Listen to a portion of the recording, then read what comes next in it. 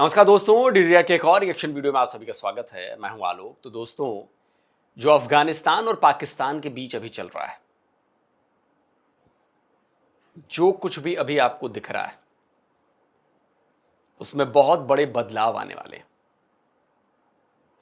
आपने एक पक्ष देख लिया कि पाकिस्तानी एयरफोर्स ने 400 बेगुनाह लोगों की हत्या कर दी, अस्पताल को नष्ट कर दिया, उस पर बम बरसाए। सारी दुनिया ही लिख रही है, लेकिन पाकिस्तान और उसकी सरकार ऑफिशियली आके करेंगे नहीं नहीं, वो तो अस्पताल नहीं है, वो हमने तो किया ही नहीं है, और अस्पताल पर तो हमें नहीं पता, वो तो वहां पे ये था, वो था, ऐसा था, वैसा था। पाकिस्तानी ये जानते हैं कि वो इस बार फंसे हुए हैं बहुत बुरे तरीके से। वो जानते हैं कि उनसे फिर गलती हुई है, और मुझे लगता है कि यह गलती नहीं हुई है। पाकिस्तान जानबूझकर, पाकिस्तानी फौज जो है वो जानबूझकर सिविलियंस को मार रही है, वरना गलती एक बार होती है। यूनाइटेड नेशन कह चुका है इसके पहले वाली एयर स्ट्राइक में कि भाई 13 कम से कम सिविलियन मारे गए हैं, बच्चे मारे गए हैं, महिलाएं मारी गई। इस बार इन्होंने जो ड्रग रिहैब सेंटर था, अस्पताल था, उसके ऊपर मार दिया, 400 लोग मर गए। तो ये जानबूझकर कर रहे हैं कि भैया हम तो मारेंगे, तुम्हारे आम नागरिकों को मारेंगे, और जो तुम्हें करना है कर लो। और यही हो रहा है। वरना आप देखो ना, गलतियां होती है तो लोग फिर अगली बार वो गलती नहीं करते, लेकिन बार बार अगर एक ही चीज हो रही है तो वो गलती नहीं कही जा सकती। पाकिस्तान जानबूझकर अफगानिस्तान के सिविलियन पॉपुलेशन को निशाना बना रहा है, जानबूझकर उसने अस्पताल पर मिसाइल मारी। क्यों मारी है, इसकी भी वजह मैं आपको बताता हूं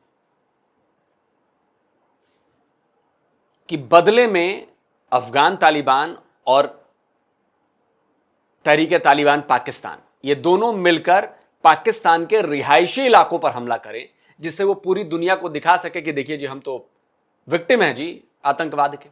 ये देखिए, हमारे स्कूल पर हमला हो रहा है, हमारे बस स्टेशन पर हमला हो रहा है, हमारे रेलवे स्टेशन पर हमला हो रहा है।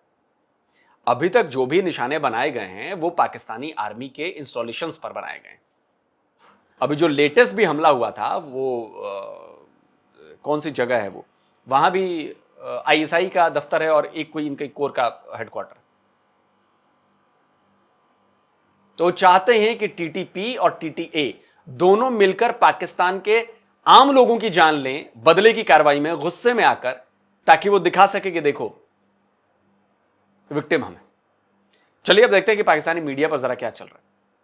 आतिफ है, नादरी खबरें बहुत सारी हैं, लेकिन एक खबर उसके बाद उसने एक अजीब सी नादरी कैफियत पैदा कर दी। पाकिस्तान ने बता दें कि रमजान के महीने में काबुल पर एयर स्ट्राइक कर 400 निर्दोष नागरिकों की जान ले ली है, और अब 24 घंटे के अंदर ही अफगानिस्तान ने पाकिस्तान की एयर स्ट्राइक का बदला लेना शुरू कर दिया है। आज जीएचक्यू, पाकिस्तान का सबसे बड़ा मिलिट्री हेडक्वार्टर, जीएचक्यू फौज का हेडक्वार्टर, जहां पर हमारे field marshal army chief Asim Munir और दीगर जर्नल मौजूद होते हैं, वहां पर ड्रोन हमले की इत्तलाआत सामने आ रही हैं। तो ये बड़ी खौफनाक किस्म की सूरत-ए-हाल बनती चली जा रही है कि ये आलमी जंग छिड़ गई है, और अफगान तालिबान इस वक्त किसकी जंग लड़ रहे हैं? इस वक्त वो इसराइल की जंग पाकिस्तान के खिलाफ लड़ रहे हैं, वो इस वक्त भारत की जंग पाकिस्तान के खिलाफ लड़ रहे हैं, वो अमेरिका की जंग लड़ रहे हैं, और वो चंद, ये देखिए, ये इतने एहसान फरामोश हैं। अफगानिस्तान इजराइल की जंग लड़ रहा है पाकिस्तान से। अरे इतना बेगैरती है यार तू। इजराइल की जंग तो पाकिस्तान लड़ रहा है। अमेरिका किसका एलाई है, अफगानिस्तान का या इजराइल का? ईरान पर हमला किसने किया है, अफगानिस्तान ने या अमेरिका और इजराइल ने? बोलने में जरा भी शर्म नहीं आती। कैसे ये लोग बोल लेते हैं यार, भाई साहब। तो चंद डॉलर्स की खातिर पाकिस्तान के अंदर अब हमारे अमन को खराब करने की कोशिशें कर रहे हैं। भारत और अफगानिस्तान ने नई चिंगारी लगा दी है। अब चीज यहाँ ये बड़ी अलार्मिंग है कि भारत और अफगानिस्तान का ये गठजोड़ जो है वो अब बाकायदा तौर पर पाकिस्तान के स्पेशली दारकूमत को टारगेट करने की बरहा कोशिश की जा रही है। अफगान तालिबान के दिमाग में एक खन्नास है। वो खन्नास ये है कि हमने 30 मुल्कों, 2 सुपर पावर्स को शिकस्त दी है। पाकिस्तान तो कोई शय ही नहीं है, और वो समझते हैं कि वो पाकिस्तान के जोग्राफिया को बदल सकते हैं। हमें नहीं भूलना चाहिए कि टीटीपी और टीटीए एक है, जिसका बहुत पहले में पता होना चाहिए। और इनके हाथ पे 70,000 पाकिस्तानियों का खून है। अग्रेशन जो है वो मशरक़ की तरफ से हो, अग्रेशन मगरब की तरफ से हो या शुमाल जनूब की तरफ से हो, इस बात के ऊपर ये कौम जो है ये बिल्कुल मत कोई शक नहीं है। इतने एक नहीं दर्जनों मस्जिदों में हमले हुए हैं इस मुल्क में, दर्जनों। और मस्जिदों को जुम्मे के टाइम पे हमले किए गए ताकि ज्यादा से ज्यादा लोगों की शहादतें हों। जो ग्रेट गेम चल रही है इस वक्त खत्ते में, उसके अंदर मोदी जो है वो एक मेजर प्लेयर है और उसके जिम्मे इन्होंने ज़ायनिस्ट ने एक पूरी की पूरी एक स्ट्रेटेजी के तहत एक जिम्मेदारी लगाई हुई है और वो उस जिम्मेदारी की बुनियाद पाकिस्तान को कंटेन करना है। और वो उनसे आप इस बात की उम्मीद रखें क्योंकि उनको बहुत पैसा दिया गया है, उनको बहुत असला दिया गया है, उनको बड़ा फेवर दी गई है, तो उनको प्रॉप अप किया गया है कि ये पाकिस्तान को जो है उनसे लड़ सके। ये एक वो मुंह में राम और बगल में छुरा वाली सिचुएशन भी हो सकती है ना, ये इनसे आप नहीं, जबान पे अल्लाह और बगल में तलवार, ये भी तो हो सकती है ना, जैसा कि आप लोग करते हो। आप लोग अल्लाह अल्लाह करते हो और गर्दन काटते हो। मुझे बता दो, मुंह में राम बगल में छुरी, कब किसी ने राम राम कह के किसी को गर्दन काट दी हो? अल्लाह अकबर कहते हुए गर्दन बहुतों की काटी है, पूरी दुनिया में सबूत भी करे पड़े हैं। बता दो भाई, बता दो कौन राम राम कहकर सरतन से जुदा करने की धमकी देता है या सरतन से जुदा कर देता है? उदयपुर में क्या हुआ? कन्हैयालाल मर्डर केस में क्या हुआ? छोड़ो, डैनियल पर्ल को किसने मारा, गर्दन किसने काटी? इतने वीडियोज आए होंगे गला काटने की, वो क्या बोलकर गला काटे गए? क्या अल्लाह अकबर बोलकर नहीं काटे गए? काउंटर किया जाएगा हर बार। यह गलत मुहावरा मत सुनाओ, यह गलत मुहावरा हम लोगों को बदनाम करने के लिए किया गया है। जो असल है वो सुनाओ। इनको आप हर वक्त विजिलेंटली देखना हमें पड़ेगा कि ये कभी भी कोई उल्टी सीधी हरकत ना करें। और जहां तक आप कह रहे हैं, ये बिल्कुल आपकी बात दुरुस्त है कि ये इंडियंस जाते हैं, ये इजराइल गए, वापस आए, जंग शुरू हो गई। ये पहले ये जहां जाते हैं इनकी कोई ना कोई शैतानी होती है इसके पीछे। और ये अफगानिस्तान को भी ये बिल्कुल फंड भी कर रहे हैं और उधर से जो है ये हम पे हमले करवा रहे हैं। हालांकि खुद जो है हिंदुत्व की ये जो है वो पैरोकार है। और जो अमेरिका है ना, अमेरिका इसराइल सबसे पहले करता ही ये है क्या कि वो आपस में मुसलमानों को झगड़ा करवा देता है। मुसलमान आपस में झगड़ा करते हैं तो फिर वो उसको मौका मिलता है तो वो किसी मुसलमान के ऊपर जब उसने अटैक करना होता है, पहले दो मुसलमान मुल्कों को वो झगड़वाता है आपस में। आपके ख्याल से ये अफगानिस्तान पाकिस्तान को अमेरिका लड़वा रहा है? अमेरिका लड़वा रहा है, इंडिया लड़वा रहा है। अच्छा, क्या समझते हैं जो आपने ये बोला कि इंडिया इन्वॉल्व है, इंडिया को क्या मुफाद हो सकता है? भाई इंडिया को मुफाद एक तो ये है कि इंडिया, आप एक तो इंडिया से अलग हुए हैं। अच्छा, एक चीज। दूसरा चीज है, कभी आज तक इंडिया ने पाकिस्तान को अलग मुल्क माना ही नहीं है। अगर मानते हैं, इंटरनेशनल एक्सेप्ट किया गया, बहुत से लोग इंडिया से देख रहे हैं। जरा बताइएगा कि क्या आप पाकिस्तान को लेकर कंट्री नहीं इंडियन कंपनी की, इंडियन पब्लिक की बात नहीं कर रहा, मैं ओवरऑल लीडर्स की बात कर रहा हूँ, उनकी पॉलिटिक्स की बात कर रहा हूँ। अच्छा, ठीक है। जिस तरह का उनका कॉन्सेप्ट है, हमेशा उन्होंने अपनी जो गवर्नमेंट बनाई है या जो भी किया, उन्होंने हमेशा पाकिस्तान पर गंद फेंक के बनाया। देखिए, अफगान तालिबान तो पहले ही दोहा एग्रीमेंट के कोई पासदारी नहीं कर रहे और वो तो किसी चीज़ की भी कोई पासदारी नहीं कर रहे। तो अफ़गान तालिबान की तो बिल्कुल ही एक अलग आप दास्तान है। उन पे तो अब हमने बिल्कुल सही फ़ैसला ये लिया है कि बातचीत करने से तो कोई फ़ायदा हो नहीं रहा। सो इसलिए हम उन पे अब अटैक्स कर रहे हैं। इंडिया ने जिस तरीके से वो इंडस वाटर ट्रीटी को हेल्ड इन अबेंस किया हुआ है, वो क्या कोई इंटरनेशनल लॉ उसे अलाउ करता है? जिस तरीके से इंटरनेशनल क्रिमिनल कोर्ट ने इंडाइट किया हुआ है नेतन्याहू को, उसमें आप देखें तो सिवाय नॉर्डिक कंट्रीज़ के और कुछ यूरोपियन कंट्रीज़ के जिन्होंने कहा है कि हमारा एयर स्पेस भी ना वो यूज़ करे, कौन उसे इम्प्लीमेंट करवा रहा है? वो बड़े धड़ल्ले से ग्रीस भी फिर रहे हैं, जर्मनी भी फिर रहे हैं, हर जगह घूम घाम के आ रहे हैं। तो देखें, ये जब पूरा आपका मल्टीलैटरल सिस्टम एक कोलैप्स हुआ है, इनएफेक्टिव हुआ है, और जैसे एजाज साहब कह रहे थे कि जिन्होंने बनाया वो जब तक उसको एक्सप्लॉइट करके अपने फेवर में चलाते रहे, वो चलता रहा। जब उन्होंने देखा कि अदर कंट्रीज ऑल्सो वांट। अच्छा जी मैडम, बड़ी मीठी मीठी भाषा का इस्तेमाल करके आपने चुपचाप अपना प्रोपेगेंडा चला दिया। दुनिया बेवकूफ नहीं है मैडम, दुनिया बेवकूफ नहीं है मैडम। आप इंटरनेशनल लॉ मानती हैं? अगर आप इंटरनेशनल लॉ मानती तो क्या आपने यूनाइटेड नेशन के जो रेजोल्यूशंस है कश्मीर के ऊपर, क्या आपने उसे माना? यूनाइटेड नेशन का कश्मीर पर रेजोल्यूशन पर पहली शर्त कहती है कि पाकिस्तान को पाकिस्तानी ऑक्युपाइड जम्मू कश्मीर से हर एक नॉन कश्मीरी को हटाना पड़ेगा। आपकी फौज वहां से हटेगी, आपके पुलिस वाले वहां से हटेंगे जो नॉन कश्मीरी हैं। क्या आपने हटाया? इंटरनेशनल नॉर्म्स कहते हैं कि कोई भी देश आतंकवादियों को पनाह नहीं देगा, उनका पालन पोषण नहीं करेगा, उनकी फंडिंग नहीं करेगा। क्या आप यह मानते हैं? अगर मानते होते तो आप एफएटीएफ की लिस्ट में, ग्रे लिस्ट में क्यों गए? एफएटीएफ की ग्रे लिस्ट में कोई देश इसलिए जाता है क्योंकि वो ऐसी एक्टिविटीज में पाया जाता है, सबूत मिलते हैं, चाहे टेरर फंडिंग का मामला हो, चाहे आतंकवादियों को सपोर्ट करने का मामला हो। आपके यहां 139 यूएन डेजिग्नेटेड टेररिस्ट हैं। अगर आप इंटरनेशनल लॉज मानते तो क्या आपके यहां 139 यूएन डेजिग्नेटेड टेररिस्ट पाए जाते? अगर आप इंटरनेशनल लॉ मानते तो आपके यहां उसामा बिन लादेन कैसे मिला? नहीं, इस पर हमें बात नहीं करनी है। हम तो नहीं, हम तो प्रोपेगेंडा करेंगे, हम तो बात नहीं करेंगे इस पर।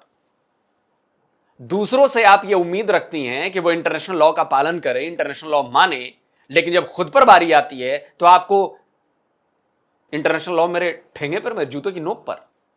तो जब आपने 78 साल से इंटरनेशनल लॉ जूते की नोक पर रखे हैं तो दुनिया का कोई भी देश रखेगा आपके खिलाफ, और आप कुछ नहीं बोलने का अधिकार नहीं रखती। और अगर हमने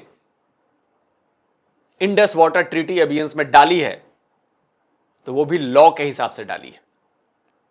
क्या इंडस वाटर ट्रीटी में यह शर्त नहीं लिखी कि भविष्य में दोनों पक्ष मिलकर इस ट्रीटी में बदलाव कर सकते हैं? भारत आपसे लगातार पिछले 5 से 8-10 सालों से लगातार भारत कह रहा है कि आइए हम इस पर बात करें, बैठें, क्योंकि जो 60 साल पहले जो ये ट्रीटी बनी थी अब ये वक्त के साथ बदलनी पड़ेगी।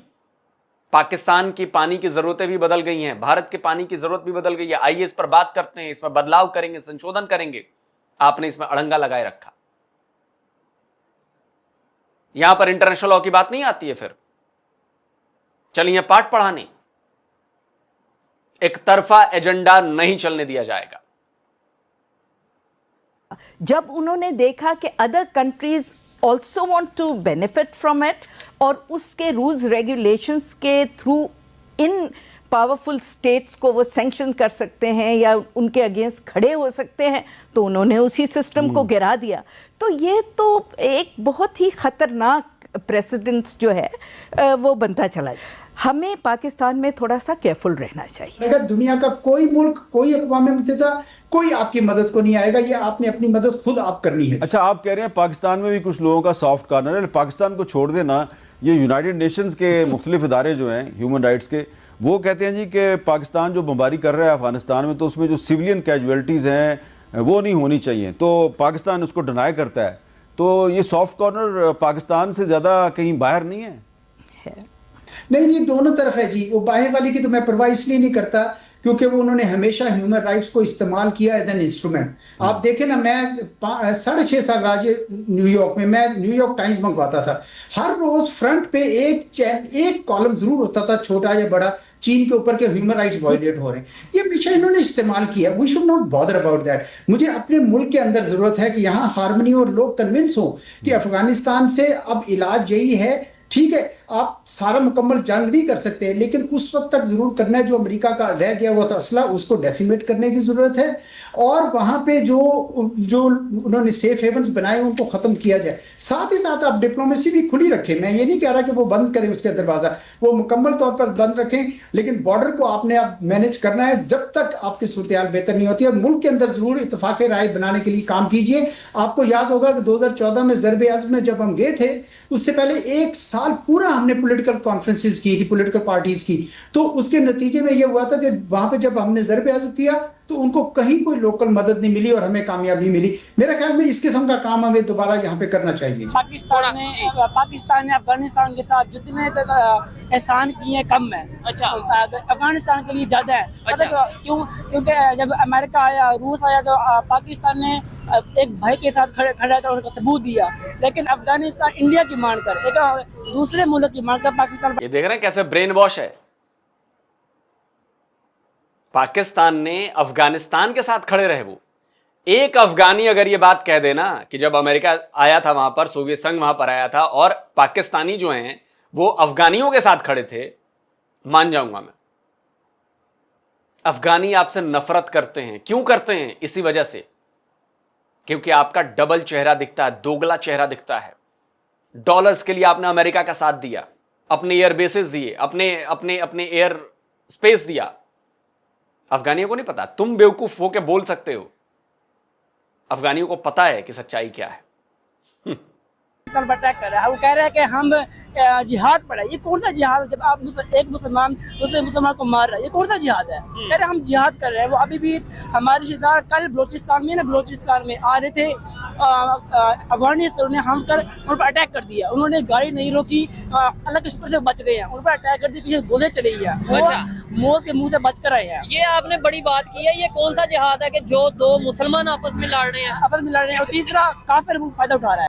अच्छा, मतलब मुसलमान आपस में मारा काटी करें तो जिहाद ठीक नहीं आपस में नहीं मारना है। लेकिन मुसलमान अगर किसी नॉन मुस्लिम के खिलाफ जिहाद करे, अरे अल्हम्दुलिल्लाह, ये तो हमारा फर्ज है, ये तो हम पर फर्ज है, ये तो हम करेंगे ही। जिहाद हमारा ये है, जिहाद हमारा वो है।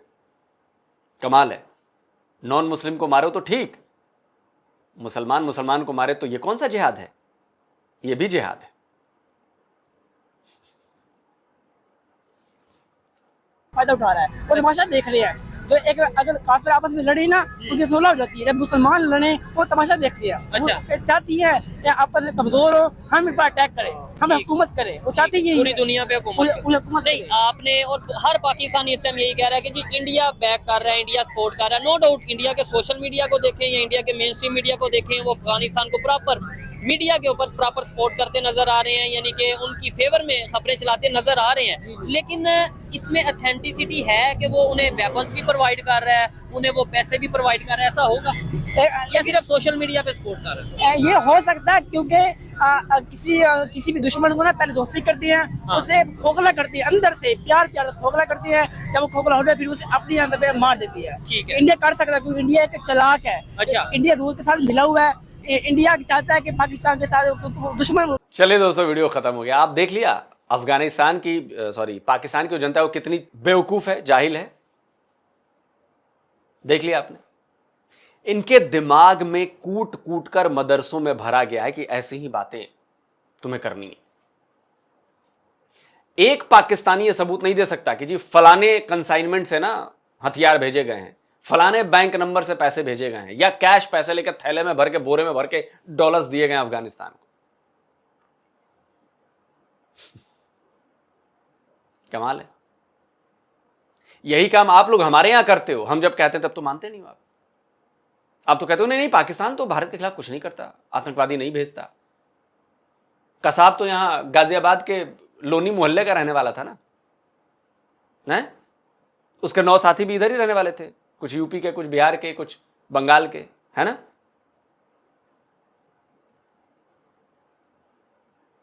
आंखें खोलो। खैर तुम्हारी आंखें खुलेंगी नहीं। तुम्हारा वक्त आ गया है करीब तबाह होने का, बर्बाद होने का। और मैं पाकिस्तान के जो लोग भी मुझे देख रहे हैं, सीरियसली मैं आपसे ये बात कह रहा हूं कि अगर आपको अपनी जान बचानी है, जितनी जल्दी पाकिस्तान छोड़ सकते हो छोड़ दो। आज मैं आपसे कह रहा हूं, साल भर बाद ये मत कहना कि आए दादा क्या हो गया ये। आज ही मैं आपको बता रहा हूं, जिसको भी अपनी जान प्यारी है, अपने बच्चों की जान प्यारी है, पाकिस्तान से निकल जाओ। पाकिस्तान डूबता हुआ जहाज है। पाकिस्तान का वक्त बहुत करीब आ चुका है, यकीन मानो। क्योंकि अभी आने वाले टाइम पे तहरीके तालिबान पाकिस्तान और तहरीके तालिबान TTH कह लीजिए, तालिबान अफगान जो है, ये वो करने वाले हैं जो शायद आप लोगों ने सपने में भी नहीं सोचा था। देखिएगा, अभी आपका PSL की आपकी बैंड बजने वाली है। ऑस्ट्रेलियन गवर्नमेंट ने जारी कर दिया है, ब्रिटिश गवर्नमेंट ने जारी कर दिया है। अभी आपके यहां सिविल वॉर की सिचुएशन होने वाली है। क्योंकि मैं तो बाहर से देख रहा हूं ना, जो चीजें हो रही हैं, जिस तरह से चीजें आपके यहां ग्रो हो रही हैं, बहुत बुरी हैं। तो अगर आप अपने बच्चों को बचाना चाहते हैं, अपने आप को बचाना चाहते हैं, फौरन पाकिस्तान छोड़कर भाग जाइए। बाकी दोस्तों आप क्या कहते हैं, कमेंट करिए, अपनी राय दीजिए। जल्द मिलता हूं एक और नए वीडियो के साथ। नमस्कार, जय हिंद।